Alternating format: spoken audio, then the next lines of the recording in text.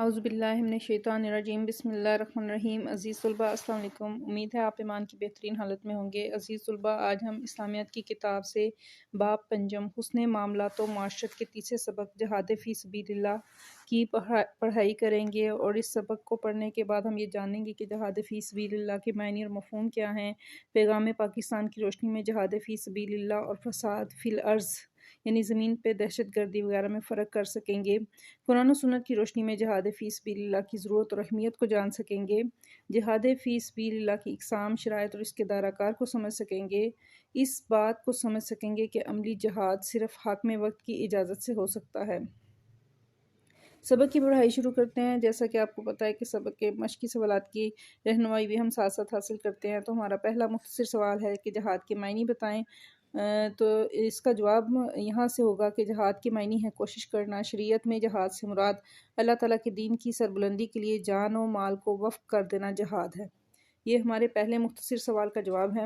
معاشرے سے ظلم و بربریت کے خاتمے اور امن و امان کے قیام کے لیے جو کوشش کی جاتی ہے، اس کو بھی جہاد کہا جاتا ہے۔ خاص طور پر جب اسلام کے راستے میں رکاوٹیں کھڑی کی جائیں، لوگوں کو اسلام پر عمل کرنے کا حق نہ دیا جائے اور انہیں اپنے رب کی بندگی سے روکا جائے، تو جہاد فرض ہو جاتا ہے۔ یہی جہاد کا مقصد ہے۔ اور ہمارے دوسرے سوال کا جواب بھی ہے کہ جب اسلام کے راستے میں رکاوٹیں کھڑی کی جائیں، لوگوں کو اسلام پر عمل کرنے کا حق نہ دیا جائے اور انہیں اپنے رب کی بندگی سے روکا جائے، تو جہاد فرض ہو جاتا ہے۔ گویا جہاد کا مقصد معاشرے میں امن و سلامتی کا قیام اور مظلوموں کی مدد ہے، یعنی جہاد کا مقصد زمین سے فساد، دہشت گردی اور بد امنی کا خاتمہ ہے۔ یہ ہمارے دوسرے مختصر سوال کا جواب ہے۔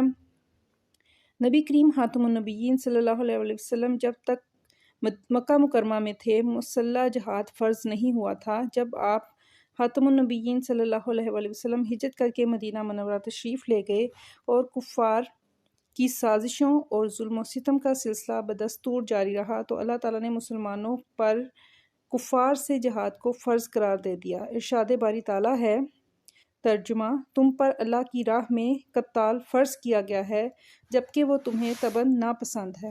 ہمارا تیسرا مختصر سوال ہے کہ جہاد کی فضیلت پر ایک آیت قرآنی کا ترجمہ لکھیں۔ یہاں پہ 3 آپ کی آیات درج ہیں، ان میں سے کوئی بھی آپ ایک لکھ سکتے ہیں۔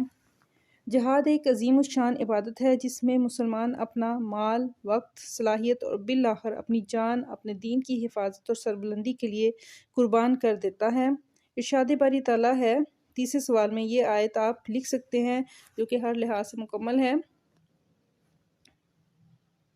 جو لوگ ایمان لائے اور انہوں نے ہجرت کی اور اللہ کی راہ میں جہاد کیا اپنے مالوں اور اپنی جانوں سے، وہ اللہ کے نزدیک درجے میں زیادہ عظیم ہیں اور وہی کامیاب ہونے والے ہیں۔ یہ ہمارے تیسرے مختصر سوال کا جواب ہے۔ آپ اس کو اسی طرح سے لکھ سکتے ہیں۔ شاہ سرخی لکھیں گے کہ جہاد کے بارے میں، جہاد کی فضیلت پر ایک آیت قرآنی۔ مجاہد اللہ تعالیٰ کے راستے میں جان دے کر اپنے مقصد زندگی کی تکمیل کرتا ہے، کیونکہ اس کی جان کا حقیقی مالک اللہ تعالیٰ ہے۔ ارشاد باری تعالیٰ ہے، ترجمہ: بے شک اللہ نے مومنوں سے خرید لی ہیں ان کی جانیں اور ان کے مال، اس کے بدلے کہ ان کے لیے جنت ہے۔ وہ اللہ کی راہ میں قتال کرتے ہیں، پس قتل کرتے ہیں اور قتل شہید کیے جاتے ہیں۔ سورہ توبہ کی آیت 111 کا ترجمہ ہے۔ سوال نمبر 4 ہمارے پاس ہے کہ جہاد کی فضیلت کے بارے میں ایک حدیث مبارکہ کا ترجمہ لکھیں۔ تو ہم چوتھے سوال کا جواب پڑھتے ہیں۔ نبی کریم خاتم النبیین صلی اللہ علیہ وسلم نے ارشاد فرمایا، جس نے نہ جہاد کیا اور نہ اس کے بارے میں کوئی ارادہ کیا تو وہ نفاق کے شعبوں میں سے ایک پر مرتا ہے۔ صحیح مسلم کی حدیث ہے۔ ملت اسلامیہ کے کسی حصے پر دنیا بھر میں کہیں ظلم ہو رہا ہو تو ان کی مدد کے لیے ہر ممکن کوشش کرنا اور ان سے ہر ممکن تعاون کرنا ہمارا مذہبی و ایمانی فریضہ ہے۔ عزیز طلباء، آگے پڑھتے ہیں۔ جہاد کی مختلف اقسام میں اپنی جان، مال اور قلم وغیرہ سے جہاد کرنا شامل ہے۔ یہ ایڈیشنل شارٹ کوسچن بھی بن سکتا ہے کہ جہاد کی مختلف اقسام بیان کریں، تو اس کا جواب اتنا ہی ہوگا کہ جہاد کی مختلف اقسام میں اپنی جان، مال اور قلم وغیرہ سے جہاد کرنا شامل ہے۔ جابر سلطان کے سامنے کلمہ حق کہنا سب سے بہترین جہاد ہے۔ جہاد کی درج ذیل اقسام ہیں: جہاد بالنفس یعنی اپنی جان قربان کرنا، اللہ کی راہ میں اپنی جان سے جہاد کرنا۔ جہاد بالمال، اپنے مال کو خدا کی راہ میں جہاد کے لیے دینا، جہاد بالسیف یعنی زمین پہ دہشت گردی اور فساد کرنے والوں کے خلاف جہاد کرنا، جہاد بالقلم، اپنے علم اور قلم کے ذریعے جہاد کرنا، جہاد باللسان یعنی جابر سلطان کے سامنے کلمہ حق کہنا زبان سے، یہ بھی بہترین جہاد ہے۔ یہ ہمارا ایڈیشنل شارٹ کویسچن ہے، اس کا آنسر ہے۔ آگے پڑھتے ہیں کہ نبی کریم خاتم النبیین صلی اللہ علیہ وآلہ وسلم جب مجاہدین کو کسی مہم پر روانہ فرماتے تو انہیں نصیحت کرتے تھے کہ لڑائی سے پہلے دشمن کو اسلام کی دعوت دی جائے، اگر وہ دعوت قبول کر لیں تو ان سے لڑائی نہ کی جائے، اگر اسلام قبول نہ کریں تو ان سے جنگ کی جائے، لیکن جنگ میں بچوں، بوڑھوں اور عورتوں کو نقصان نہ پہنچایا جائے، مکانوں کو نہ گرایا جائے، درختوں اور کھیتوں کو برباد نہ کیا جائے، قیدیوں کو قتل نہ کیا جائے، کسی ذی روح کو آگ میں نہ ڈالا جائے، جو ہتھیار ڈال دے اسے قتل نہ کیا جائے، عبادت گاہوں کو کسی قسم کا نقصان نہ پہنچایا جائے، لوٹ مار سے گریز کیا جائے۔ پانچویں مختصر سوال کا جواب ہے کہ پیغام پاکستان سے کیا مراد ہے؟ 2018 میں دہشت گردی کے خلاف علماء کرام نے پیغام پاکستان کے نام سے کتابی شکل میں ایک متفقہ فتویٰ جاری کیا جس پر 1800 سے زائد علماء کرام کے دستخط ہیں۔ اس فتویٰ میں دہشت گردی، خون ریزی، خودکش حملوں اور ریاست کے خلاف مسلح جدوجہد کو خواہ وہ کسی نام یا مقصد سے ہو حرام قرار دیا گیا ہے اور ان چیزوں سے کیسے نپٹا جائے، اس حوالے سے علماء کرام کی تجاویز بھی شامل ہیں۔ یہ ہمارے پانچویں مختصر سوال کا جواب ہے۔ اس فتویٰ کی اہمیت کے لیے کافی ہے کہ اس کو تمام مسالک کے علماء و مفتیان کرام کی ایک بڑی تعداد نے متفقہ طور پر منظور کیا ہے اور پھر ریاست نے اسے قومی بیانیہ قرار دے دیا ہے۔ علماء کرام کے موجودہ قومی بیانیے کی حیثیت اختیار کر جانے والے اس فتوے میں یہ بات کہی گئی ہے کہ جہاد صرف ریاست کا حق ہے۔ ریاست کے اندر ریاست بنانے کی کسی کو اجازت نہیں اور اس ریاست کی اجازت کے بغیر کوئی جہاد نہیں کر سکتا۔ اس بات پر عمل درآمد کو یقینی بنانے کی ضرورت ہے اور اس فتویٰ کے بعد اس قسم کے تمام فتاویٰ جن سے دہشت گردوں کی پشت پناہی یا نظریات کو تقویت ملتی ہو، ان سب کو ختم کرنا بھی ضروری ہے۔ ایسے افراد یا جماعتیں جو اس کام میں ملوث رہی ہیں، ان کو قومی دھارے میں لانے کی ضرورت ہے۔ فساد فی الارض یعنی دہشت گردی بہت بڑا گناہ اور جرم ہے۔ اللہ تعالیٰ زمین پر فساد پھیلانے والوں کو پسند نہیں فرماتا۔ جو لوگ معصوم لوگوں کی جان لیتے ہیں، اپنا نظریہ زبردستی اور دھونس کے ذریعے سے نافذ کرنا چاہتے ہیں یا خود کو آئین و قانون سے بالا سمجھتے ہیں، وہ لوگ فسادی اور دہشت گرد ہیں۔ یہ لوگ اسلام کی تعلیمات سے آشنا نہیں ہوتے۔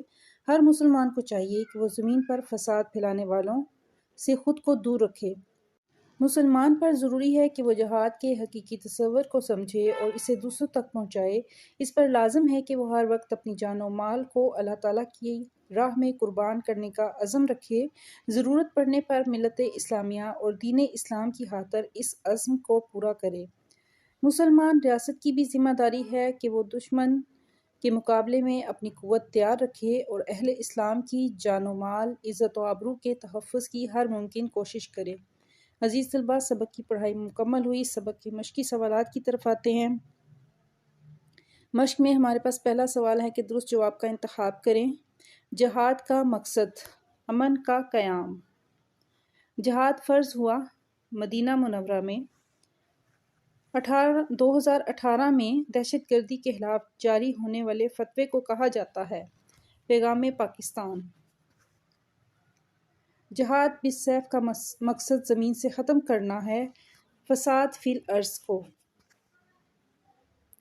سب سے بہترین جہاد ہے جابر سلطان کے سامنے کلمہ حق کہنا۔ مختصر جواب دیں۔ جہاد کے لفظی معنی کیا ہیں؟ جہاد کا مقصد کیا ہے؟ جہاد کی فضیلت پر ایک آیت قرآنی کا ترجمہ۔ جہاد کی فضیلت پر ایک حدیث مبارکہ کا ترجمہ۔ پیغام پاکستان سے کیا مراد ہے؟ ان تمام سوالات کی رہنمائی سبق کی پڑھائی کے دوران حاصل کر چکے ہیں۔ تفصیلی سوال ہمارے پاس ہے کہ اسلام کے تصور جہاد پر جامع نوٹ لکھیں۔ اس کی طرف آتے ہیں، اس کی رہنمائی حاصل کرتے ہیں۔ عزیز طلباء، تفصیلی سوال ہے جہاد کے بارے میں کہ اسلام کے تصور جہاد پر ایک جامع نوٹ لکھیں۔ لانگ کوسچن ہم اس طرح سے لکھیں گے کہ سب سے پہلے جہاد کے معنی اور مفہوم یہ بیان کریں گے، اس کی سرخی لکھیں گے کہ جہاد کے معنی، اس میں آپ بیان کریں گے یہاں تک جہاد کہا جاتا ہے۔ اس کے بعد دوسری شہ سرخی ہمارے پاس ہوگی جہاد کا مقصد۔ اس کے اندر ہم لکھیں گے کہ خاص طور پر جب اسلام کے راستے میں رکاوٹیں کھڑی کی جائیں، یہاں سے لے کے دہشت گردی اور بد امنی کا خاتمہ ہے۔ اس کے جو 2 مقاصد ہیں وہ بیان کریں گے اس پیراگراف میں۔ اس کے بعد ہمارے پاس اگلا پیراگراف ہے کہ جہاد کا فرض ہونا کب فرض ہوا تھا، اس کی جہاد کی فرضیت کا شہ سرخی لکھیں گے یہاں پہ۔ اور نبی کریم خاتم النبیین صلی اللہ علیہ وسلم جب تک مکہ مکرمہ میں تھے، یہاں سے لے کے ارشاد باری تعالیٰ جبکہ وہ تمہیں تباً ناپسند ہے، یہاں تک اس شہ سرخی میں لکھیں گے جہاد کی فرضیت۔ اگلی شہ سرخی ہے قرآن کی روشنی میں، تو یہاں سے ہم لکھنا شروع کریں گے جہاد ایک عظیم الشان عبادت ہے جس میں مسلمان اپنا مال، وقت، صلاحیت اور بالآخر اپنی جان اپنے دین کی حفاظت اور سربلندی کے لیے قربان کرتا ہے۔ اس میں 2 آیات کا ترجمہ ہے، دونوں آیات کو اس میں بیان کریں گے اس شہ سرخی میں۔ دوسری آیت ہمارے پاس ہے بے شک اللہ نے مومنوں سے جانیں خرید لی ہیں۔ یہ دونوں آیات اس شہ سرخی میں شامل کریں گے کہ قرآن کی روشنی میں جہاد، اس کے بعد حدیث کی روشنی میں جہاد، یہ شہ سرخی لکھیں گے۔ اور اس میں یہ حدیث ہم شامل کریں گے کہ نبی کریم خاتم النبیین صلی اللہ علیہ وسلم نے فرمایا ہے ایک پر مرتا ہے، یہاں تک۔ آگے ہے جی ملت اسلامیہ کے کسی حصے پہ اور دنیا بھر میں اس کی شہ سرخی بنائیں گے مذہبی اور ایمانی فریضہ۔ یہ شہ سرخی بنا کے تو اس میں ہم یہ لائن لکھیں گے، اس پیراگراف کو شامل کریں گے کہ مذہبی اور ایمانی فریضہ ہمارا کیا ہے۔ پھر جہاد کی مختلف اقسام کی شہ سرخی لکھیں گے اور اس میں یہ 5 اقسام کو بیان کریں گے۔ جہاد کی فرضیت کے بارے میں جو مجاہدین کو حضور صلی اللہ علیہ وسلم نے نصیحت فرمائی تھی، وہ اس کی شہ سرخی لکھیں گے کہ مجاہدین کو نصیحت نبی کریم صلی اللہ علیہ وسلم کی یہ تمام چیزیں جو بیان کی گئی ہیں، تمام احکامات بیان کیے گئے ہیں، ان کو آپ اس پیراگراف میں شامل کریں گے تفصیلی سوال میں۔ اور پھر آخر میں آپ جو مسلمانوں پر ضروری ہے جہاد کا حقیقی تصور، اس کا اسلام کے حساب سے حقیقی تصور جہاد، اس کی شہ سرخی لکھیں گے اور اس میں آخری پیراگراف بیان کر کے یہ ہمارا لانگ کویسچن نمبر 1 کا تفصیلی جواب مکمل ہوا، اس کی رہنمائی حاصل کی۔ عزیز طلباء، امید ہے آپ نے لیکچر دھیان سے سنا ہوگا، مشقی سوالات کی رہنمائی اچھے طریقے سے حاصل کی ہوگی۔ نئے لیکچر کے ساتھ پھر ملاقات ہوگی۔ میرے چینل کو لائک کریں، کمنٹ کریں، شیئر کریں، سبسکرائب کریں۔